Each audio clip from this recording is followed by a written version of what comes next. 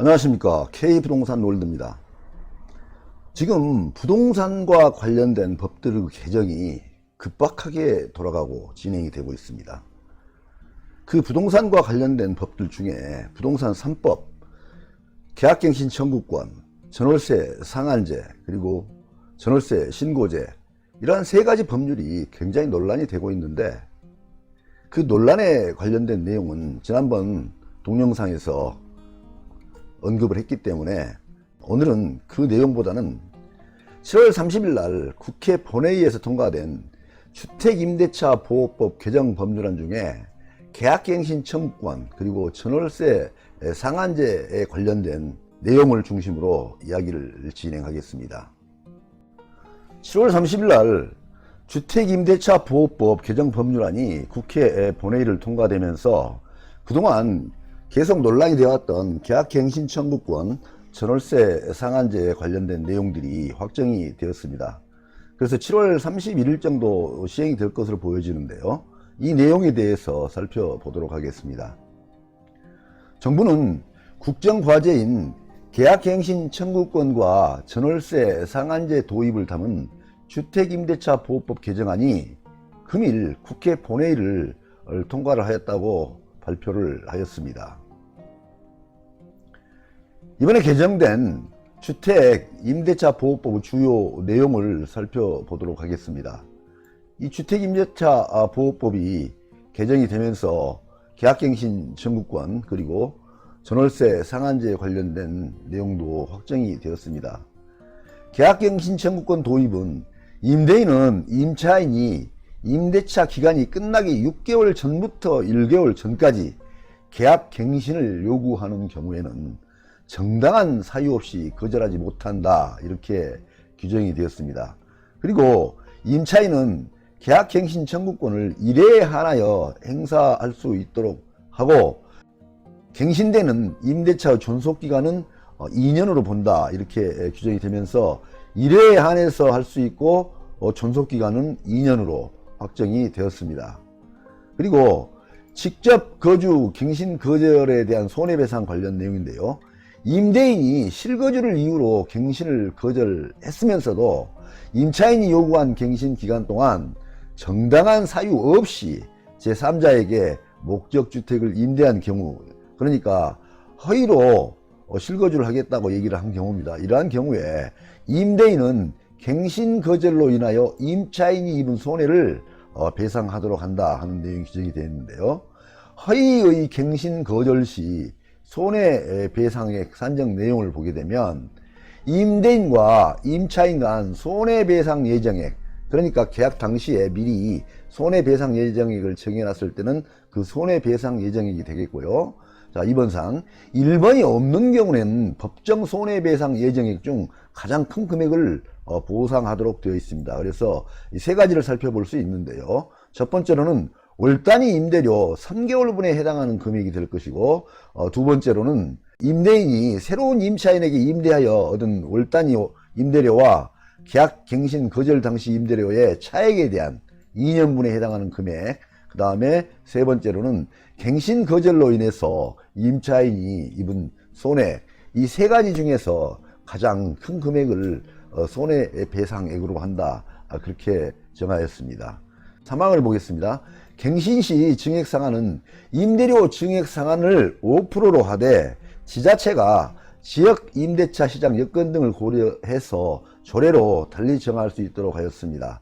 그리고 사항을 보게 되면 분쟁조정위원회를 확대 설치하겠다 하였습니다. 그래서 이 분쟁조정위원회가 대한법률구조공단, LH, 한국감정원에도 설치를 하도록 하였습니다. 그리고 임대차 3법 중에 하나인 임대차 신고제도도 국토부의 당초 계획대로 2021년 6월부터 차질 없이 시행되도록 하겠다 하는 내용이 발표가 되었습니다. 특히 이번 개정 법률안에 포함된 전월세 상한제는 현재 임대인과 임차인이 계약한 종전 임대료를 기준으로 임대료 상한을 정하도록 되어 있기 때문에 제도 시행에 전혀 문제가 없다, 이렇게 설명을 하고 있는데요. 이러한 경우는 종전 임대차 계약에 대해서 소급해서 적용을 하는 걸로 되어 있기 때문에 앞으로도 계속 논란의 소지가 있을 것으로 그렇게 생각이 들어갑니다. 그리고 현재 전국 6곳에만 있는 분쟁조정위원회를 단계적으로 확대를 해서 인구 50만 이상 도시에는 최소 한 곳 이상이 설치될 수 있도록 그렇게 확대 설치를 하겠다, 그러한 내용입니다.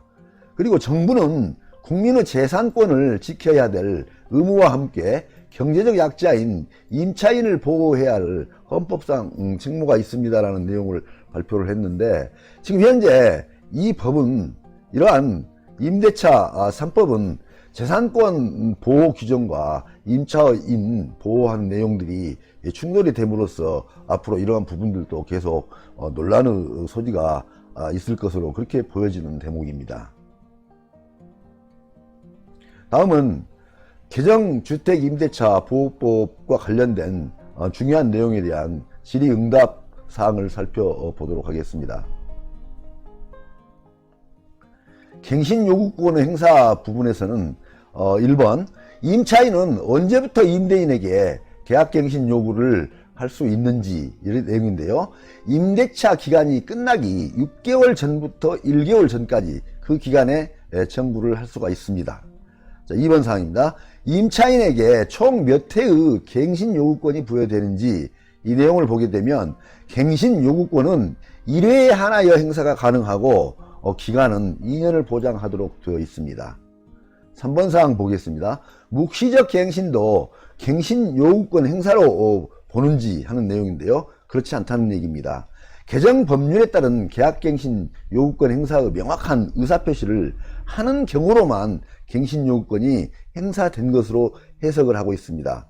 그래서 묵시적 갱신으로 연장이 됐을 때는 그 다음에 1회에 한해서 갱신 요구권을 행사를 할 수 있도록 되어 있습니다. 그래서 이러한 경우에는 2년 플러스 묵시적 갱신 2년 플러스 갱신 요구권 2년 하게 되면 6년까지도 할 수 있다는 그러한 결론이 나오게 되는 것입니다. 케이스를 보게 되면 임차인 갑과 임대인이 을이 17년 9월에서 19년 9월까지 최초 전세 계약을 맺었습니다.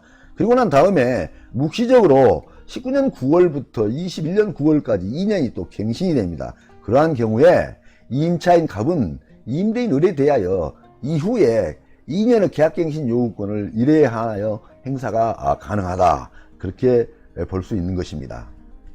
4번 사항 보겠습니다. 법 시행 시 잔존 기간만 있으면 모두 갱신 요구를 할 수 있는지요? 이 내용도 가능하다고 합니다. 이 경우에도 일단 기존의 계약에 대해서 할 수 있도록 하는 내용이기 때문에 소급입법의 성격이 다소 있다고 봅니다. 그래서 이러한 부분도 논란이 될 수 있다 하는 것으로 보고, 기존 계약의 연수에 상관없이 1회 2년의 갱신권을 부여한다 하는 것입니다. 다만 계약기간이 1개월 이상 남아 있어야 그러한 갱신 청구권을 행사할 수 있다 하는 것입니다. 5번 사항입니다. 법 시행 이후에 계약기간이 만료되는 경우인데요. 1항을 보겠습니다. 임대인이 계약 만료 6개월 전부터 1개월 전까지 기간에 갱신을 거절을 하고 법 시행 전입니다. 제3자와 새로운 임대차 계약을 맺은 경우에도 임차인이 계약갱신 요구권을 행사할 수 있는지, 이 내용인데요. 여기는 불가능하도록 되어 있습니다. 이번 개정 법률은 존속 중인 계약에도 계약갱신 요구권을 부여를 하고는 있지만 법적 안정성을 위해서 제3자와 계약이 기체결된 경우에는 예외적으로 갱신 요구권을 부여하지 않는다는 부칙 적용 예를 두고 있습니다. 2항을 보겠습니다. 임대인이 계약 만료 6개월 전부터 1개월 전까지 기간에 임차인에 대해 갱신 거절만 한 경우에 계약갱신 요구를 할 수 있는지, 이 내용인데요. 이러한 경우에는 계약갱신 요구를 할 수가 있다는 것입니다. 무슨 내용이냐면 계약갱신 임차인에 대해서 임대인이 갱신 거절만 하고 그에 대한 합당한 이유가 없을 때는 이러한 것을 인정하지 않고 임차인이 계약갱신 요구를 할 수 있도록 한다는 그런 내용입니다. 3항을 보겠습니다. 임대인이 계약 만료 6개월 전부터 1개월 전까지 기간에 임차인과 합의를 통해 이미 계약을 갱신한 경우에도 개정 법률 5% 임대료 증액 상한 적용에 따른 계약 갱신 요구를 할 수 있는지 이것도 가능하도록 되어 있습니다. 그래서 이미 그 전 계약에 대해서 합의를 통해 5%를 초과하는 그러한 갱신이 진행이 된 경우라 할지라도 개정 법률에 의해서 한 번은 계약갱신 요구를 할 수 있다. 그러한 내용입니다. 이것도 역시 소급과 관련된 논란이 있을 수 있는 내용입니다. 다만 임차인은 임대인과 갱신한 계약을 유지를 하고 해당 계약의 계약 만료 시점에 계약갱신 요구권 행사가 가능하다. 이렇게 단서 조항이 붙어 있습니다. 케이스를 보게 되면 임차인 갑과 임대인 을이 18년 9월에서 20년 9월까지 최초 전세 계약을 맺었습니다. 그래서 20년 6월에 상호간 합의로 2년을 더 연장하기로 갱신을 실시하면서 임대료 8%를 증액하였습니다.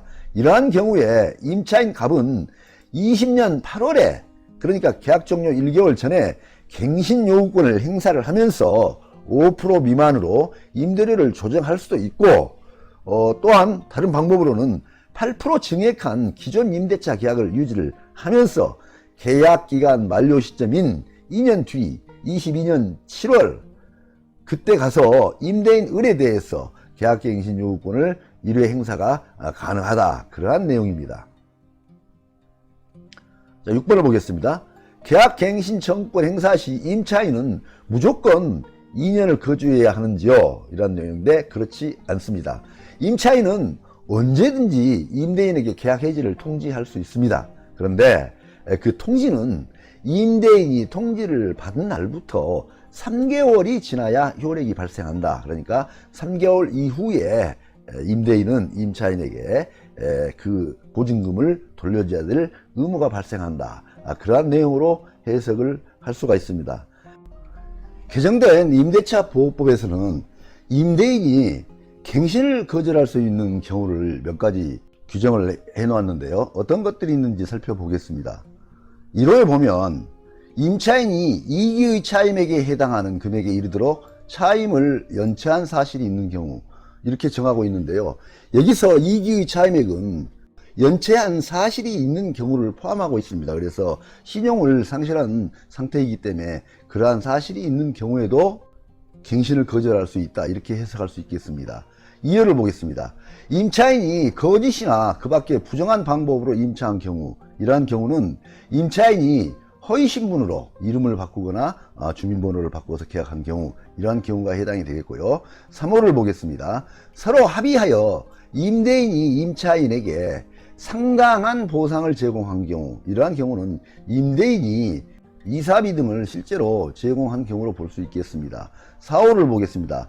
임차인이 임대인의 동의 없이 목적주택의 전부 또는 일부를 전대한 경우 이러한 경우는 임대인 동의 없이 전대를 해서 타인으로 하여금 목적주택을 사용 수익하게 한 경우를 말하겠습니다. 5호를 보겠습니다. 임차인이 임차한 주택의 전부 또는 일부를 고의나 중대한 과실로 파손한 경우 이러한 경우도 역시 갱신 청구 거절할 수 있겠습니다. 6호를 보겠습니다. 임차한 주택의 전부 또는 일부가 멸실되어서 임대차의 목적을 달성하지 못할 경우 이렇게 볼 수 있겠고요. 7호를 보겠습니다. 임대인이 다음 항목의 어느 하나에 해당하는 사유로 목적주택의 전부 또는 대부분을 철거하거나 재건축하기 위하여 목적주택의 점유 회복을 필요로 하는 경우를 볼 수 있는데요. 가번을 보게 되면 임대차 계약 체결 당시 공사 시기 및 소요 기간 등을 포함한 철거 또는 재건축 계획을 임차인에게 구체적으로 고지하고 그 계획에 따르는 경우로 그렇게 볼 수 있고요. 나번을 보게 되면 주택이 노후 또는 훼손 또는 일부 멸실되는 등 안전사고의 우려가 있는 경우도 해당이 되겠고요. 다번을 보면 다른 법령 도시정비법에 따른 경우를 말하겠습니다. 철거 또는 재건축이 이루어지는 경우 이러한 경우도 해당이 되겠습니다. 8호를 보겠습니다. 임대인이 직계 전속, 직계 비속을 포함해서 목적주택에 실제 거주하려는 경우, 이러한 경우도 거절할 수 있고요. 9호를 보겠습니다. 그 밖에 임차인이 임차인으로서의 의무를 현저히 위반하거나 임대차를 계속하기 어려운 중대한 사유가 있는 경우, 그러한 경우도 거절 사유가 되겠습니다. 2번 질의를 보겠습니다. 임대인이 목적주택에 실제 거주하려면 어떻게 해야 하는지, 이러한 경우는 임차인에게 직접 거주 필요성을 계약 만료 6개월 전부터 1개월 전까지 기간에 통보를 하고 입주를 하면 되겠습니다. 3번 질의 보겠습니다. 임대인의 직접 거주 사유가 허위인 경우에는 어떻게 하는지, 이러한 경우에는 임차인은 개정 법률에 따라 손해배상을 청구를 할 수가 있겠습니다. 손해배상액에 대한 내용은 앞에서 설명을 드렸기 때문에 생략하고 넘어가겠습니다. 자, 다음에는 임대료 상한 부분에 대해서 질의사항을 살펴보겠습니다. 1번 질의사항을 보게 되면 임대료 상한 제한은 언제 적용되는 것인지 하는 내용인데요. 임대료 제한은 존속 중인 계약에서 임대료를 증액하거나 계약갱신 청구권을 행사하는 경우에만 적용이 됩니다. 그리고 이때의 임대료 상한은 계약을 갱신할 때에 해당되는 것이기 때문에 2년 계약을 했다면 2년 후에 5% 상한 적용을 받게 되는 것입니다. 그래서 실제적으로 해년마다 5%를 인상할 수 있다는 그러한 내용은 아닙니다. 2번 질의 보겠습니다. 임대인이 요구하면 5%를 무조건 올려주어야 하는지, 그렇지 않습니다. 5%는 임대료를 증액할 수 있는 상한일 뿐이고, 임대인과 임차인은 5% 범위 내에서 얼마든지 협의를 통해서 임대료를 정할 수 있습니다. 3번 질의 보겠습니다. 지자체가 5% 이내에서 조례로 달리 정할 수 있는데 지역별로 달라지는 임대료 상한은 언제 마련이 되는지, 이 내용은 지자체가 별도로 정하지 않으면 5% 이내가 그대로 적용이 됩니다. 지자체가 별도로 5% 이내에서 설정이 가능하다는 얘기입니다. 4번 질의 보겠습니다. 계약갱신 청구권 행사 시 전세를 월세로 전환이 가능한지 하는 내용인데요. 개정 법률상 갱신되는 임대차는 전 임대차와 동일한 조건으로 다시 계약된 것으로 보고 있습니다. 그래서 전세를 월세로 전환은 임차인의 동의가 없으면 곤란하다 하는 내용입니다. 그런데 이 부분 역시 마찬가지 재산권 보호 부분과 그다음에 임차인 보호 부분이 충돌하는 그러한 영역에 있기 때문에 이것도 논란의 소지가 있습니다. 다만 동의에 의해서 전환하는 경우에도 주택임대차 보호법에 따른 법적 전환율이 적용이 된다, 이렇게 되어 있는데요. 그 법적 전환율은 10%와 기준금리, 현재는 0.5%죠. 그 둘 중에 하나 플러스 3.5%에서 낮은 비율을 적용하도록 되어 있습니다. 그러니까 현재 상황에서는 기준금리 0.5% 플러스 3.5%가 4%로서 낮은 비율이기 때문에 4%를 적용하는 것으로 이해를 하면 되겠습니다. 자, 다음으로는 집주인 변경 부분을 살펴보겠습니다. 1번 질의사항은 계약갱신 청구권 제도가 도입되는 경우 임차인이 거주하고 있는 주택을 매도할 수 없는지, 사실이 아닙니다. 임차 중인 주택의 매도는 아무런 영향 없이 가능합니다. 2번 질의 보겠습니다. 법 시행 이전에 집주인이 바뀌었습니다. 그리고 기존 임차인이 계약 만료 6개월 전부터 1개월 전까지 기간에 계약갱신 요구가 가능한지, 이러한 질인데요. 이건 가능합니다. 집주인이 바뀌더라도 그 내용을 그대로 인수를 받기 때문에, 승계를 받기 때문에 가능한 것으로 해석이 되어집니다. 3번 질의를 보겠습니다. 법 시행 이전에 집주인이 바뀌었습니다. 그리고 바뀐 집주인이 직접 거주를 희망하는 경우에 기존 임차인의 계약갱신 요구를 거절할 수 있는지 하는 내용인데요. 이때도 계약갱신 거절이 가능한 것으로 해석이 되어집니다. 물론 여기서도 마찬가지로 이러한 권리 의무가 그대로 승계가 되기 때문입니다. 다만 계약 만료 6개월 전부터 1개월 전까지 기간에 갱신 거절의 의사표시를 하여야 합니다. 오늘은 주택임대차 3법 중에 7월 30일 날 개정된 계약갱신 청구권 그리고 전월세 상한제의 확정 내용을 살펴보았습니다. 시청자님들께 많은 도움이 되시길 바랍니다. 감사합니다.